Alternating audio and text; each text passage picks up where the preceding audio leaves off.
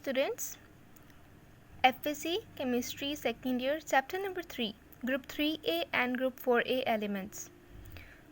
Students आज हम chapter number 3 start करते हैं और इसका मैं आपको ओवरव्यू दे देती हूँ कि जो चैप्टर नंबर 3 है ये बेसिकली हमारे पास शॉर्ट क्वेश्चंस और MCQ पॉइंट ऑफ व्यू से बहुत इंपॉर्टेंट है। ठीक है, चैप्टर स्टार्ट करने से पहले ये भी बता दूं कि चैप्टर नंबर 3 जो है ये बेसिकली 2 पोर्शंस पर बेस करता है। इसमें 2 पोर्शंस हैं। पहले पोर्शन में ग्रुप 3A एलिमेंट्स के बारे में बताया हुआ है, दूसरे पोर्शन में ग्रुप 4A एलिमेंट्स के बारे में बताया हुआ है। ठीक है, क्योंकि आज हमारा जो चैप्टर नंबर 3 है इसका स्टार्ट है तो हम इसका इंट्रोडक्शन देख लेते हैं।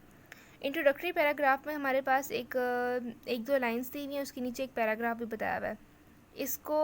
इसमें कुछ ख़ास नहीं बात बताई हुई, बस यही बताया हुआ है कि जिसका साइज़ और न्यूक्लियर चार्ज है ये बोरोन को हमेशा नॉन मेटालिक बनाता है और इसका मेटालिक कैरेक्टर जो है वो बोरोन टू एल्यूमिनियम एसोसिएट करता है किस तरह से, और एटॉमिक साइज़ के बारे में बताया हुआ है कि ग्रुप में कैसा होता है और किस वजह से होता है। ठीक है, लेकिन इन बातों को पढ़ना इतना ज़रूरी नहीं है क्योंकि जो आगे हमारे पास जो बातें बताई हुई हैं, जो टॉपिक्स दिए हैं वो इन्हीं लाइंस को बहुत एक्सप्लेन कर रहे हैं।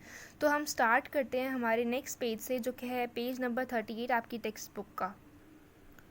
तो बच्चों ये देखो, ये हमारे पास पेज नंबर 38 निकल आया है और इसमें हमारे पास सबसे पहले एक टेबल दिया हुआ है which is about electronic configuration and physical properties of group 3A elements. ठीक है, इसमें जो बहुत इम्पॉर्टेंट बोर्ड का बहुत फेमस शॉर्ट क्वेश्चन आता है वो ये होता है कि जी बताएं ग्रुप नंबर 3A एलिमेंट्स के नाम बताएं।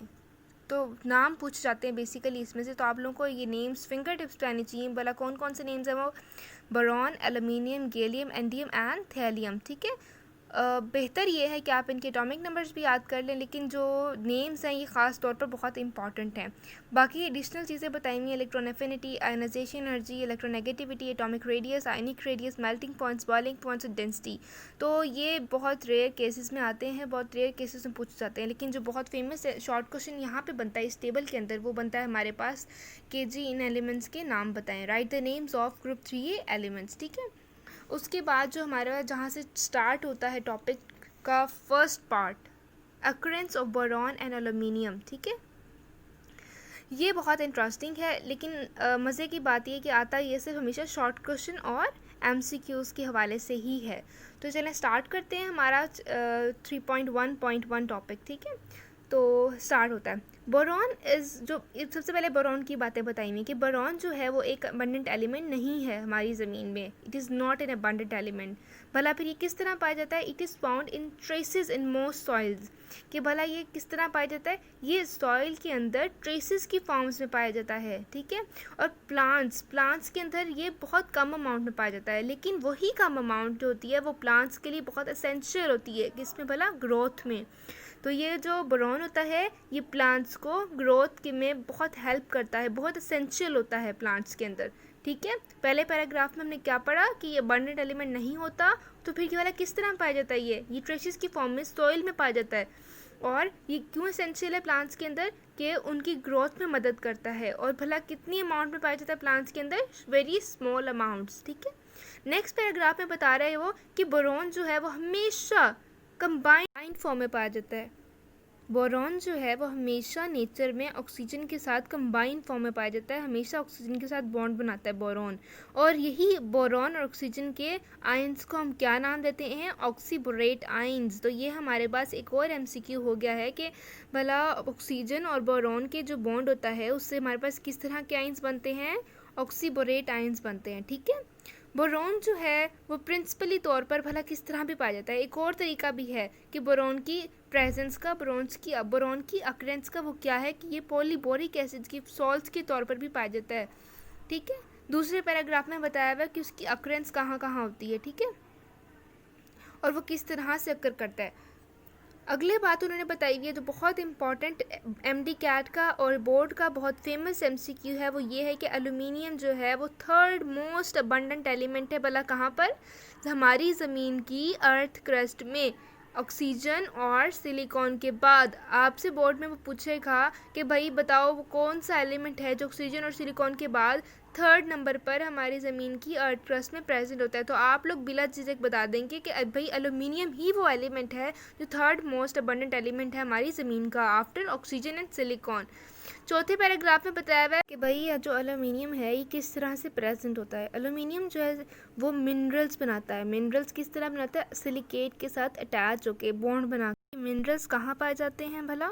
ये पाए जाते हैं ज़मीन की आउटर पोर्शन में जहाँ पे रॉक्स प्रेजेंट होती हैं। ये मिनरल्स एल्यूमिनो सिलिकेट मिनरल्स वहाँ पाए जाते हैं। तो लास्ट पैराग्राफ में बताया हुआ है बाकी एलिमेंट्स, ग्रुप के बाकी एलिमेंट्स के बारे में जो कि गैलियम, इंडियम, थैलियम है, वो उनके बारे में बताया हुआ है कि इंतहाई रेयर हैं, बहुत कम पाए जाते हैं और किस तरह से हासिल होते हैं। मेटल्स की प्रोसेसिंग पर जो हमारे पास प्रोडक्ट्स आते हैं उनको उनके ज़रिए हम इनको हासिल करते हैं। नेक्स्ट आ जाते हैं हमारे यहाँ पे minerals of boron and minerals of aluminium. Minerals of boron भी बहुत इंपॉर्टेंट है, मिनरल्स ऑफ एल्यूमिनियम भी short question point of view से बहुत इंपॉर्टेंट है। सबसे पहले मिनरल्स ऑफ बोरॉन देख लेते हैं कि बोरैक्स और टिंकल इंतहाई इंपॉर्टेंट, इसका फॉर्मूला बहुत इंपॉर्टेंट है, ज़रूर करना है। Na4B4O7.10H2O, ठीक है। कोलेमेनाइट इसका फॉर्मूला है Ca2B6O11.5 moles of water and orthoboric acid H3BO3। ये आप लोगों को फिंगर टिप्स पे याद हो जाएंगे, बिल्कुल भी कंफ्यूजिंग नहीं है। लेकिन जो कंफ्यूजिंग होते हैं वो हैं मिनरल्स ऑफ एल्यूमिनियम। एल्यूमिनियम ये जो ये वाले मिनरल्स हैं बच्चे ऐसे ही छोड़ देते हैं क्योंकि ये फार्मूलाज बहुत सारे हैं और इकट्ठे लिखे हुए हैं, तो वैसे ही इतने ख़तरनाक लगते हैं, बच्चों को देखते भी नहीं है इसकी तरफ। लेकिन मैं आप लोगों को बहुत ईजी वे बताऊँगी इसको कैसे याद करना है। सबसे पहले अगर आप लोगों के पास कोई रजिस्टर है और पेंसिल है तो अपने पास रख लें, पेन वगैरह। तो मैं आपको जो फार्मूलाज बताऊंगी आपने वो पहले लिखना है। नंबर 1 पे लिखिए सबसे पहले कोरंडम का फार्मूला है Al2O3। ये देखिए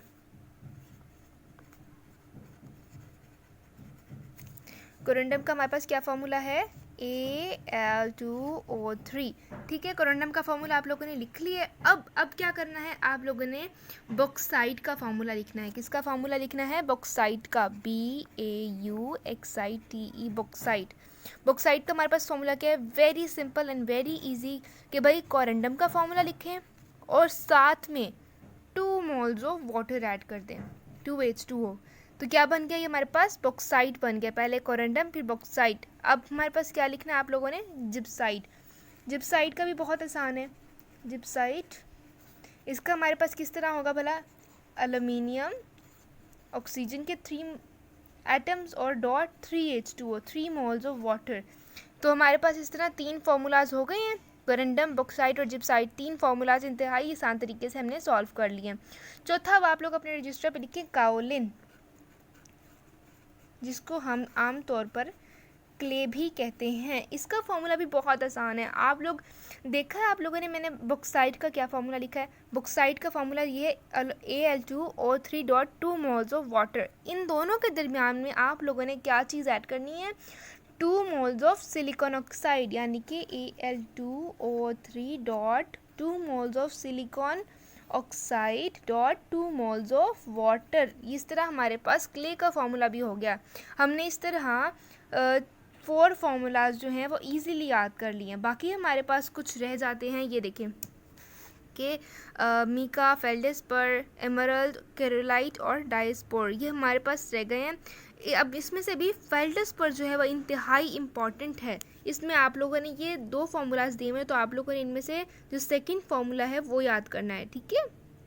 बाकी मीका और केरोलाइट और डायस्पोर का आप लोगों ने ऐसे ही रट्टा मार लेना है, ठीक है। यहाँ पे हमारे पास ये जो है हमारे पास मिनरल्स ऑफ एल्यूमिनियम हो गए हैं।